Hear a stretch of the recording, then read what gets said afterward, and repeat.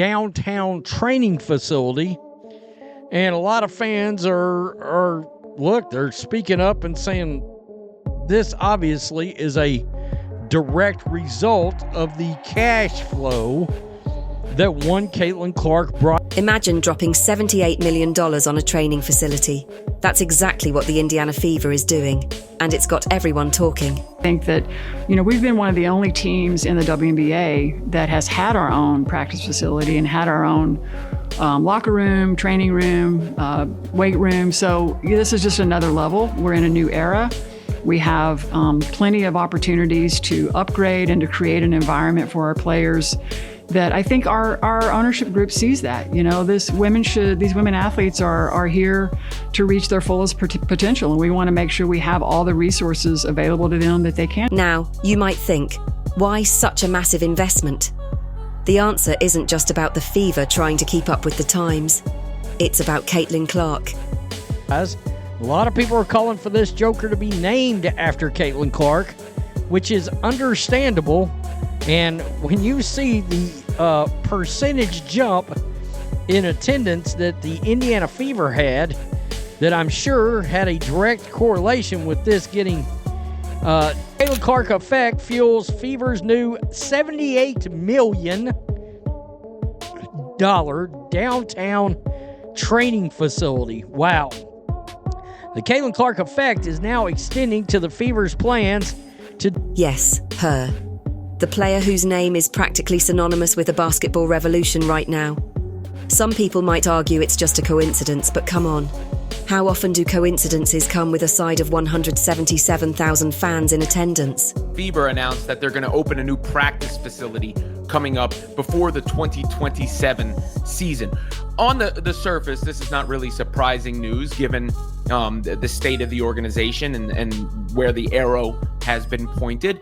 And it's been a trend across the WNBA for teams to upgrade the facilities because some of them have been lacking. And not to say that was the case with the Fever. They were practicing within Gainbridge Field. Before Clark came into the picture, the Fever's games were, let's be honest, pretty quiet affairs. 4,000 fans per game is not the kind of number that screams excitement. But then, boom, they draft Clark, and suddenly it's like the entire state woke up. Now they're packing arenas and leading the league in attendance. That's not just a bump in numbers, it's a cultural shift. People who probably hadn't even considered going to a WNBA game are now fighting for tickets. It's electric, and it's impossible to ignore the connection.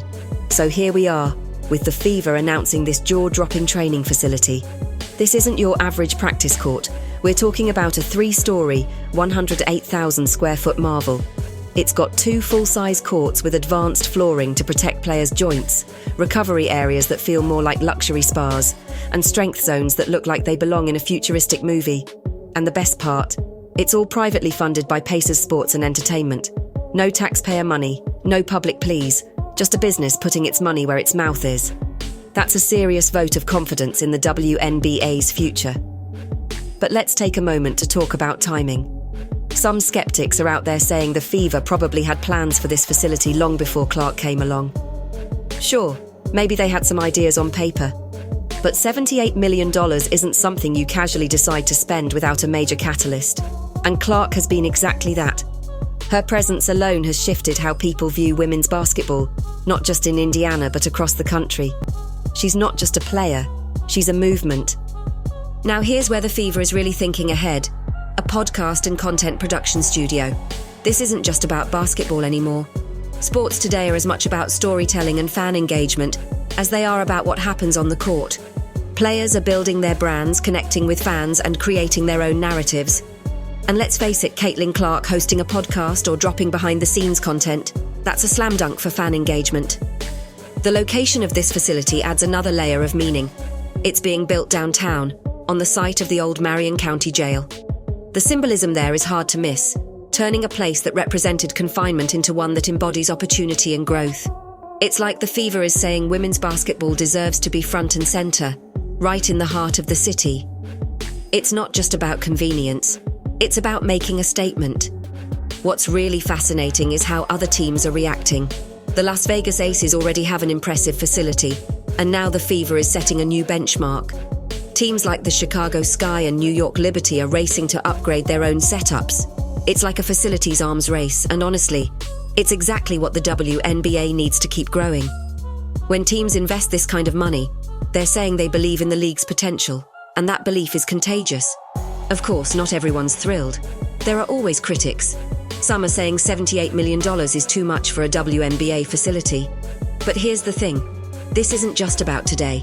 It's about building for the future.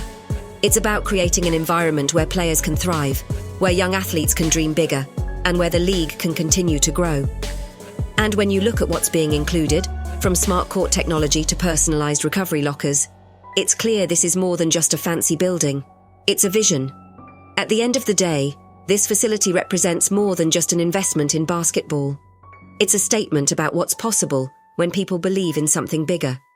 Caitlin Clark might be the spark that lit the fire, but the impact of this move will be felt for years to come. This isn't just about one player or one team. It's about changing the narrative around women's sports and proving that it's worth every penny. And honestly, it's just the beginning.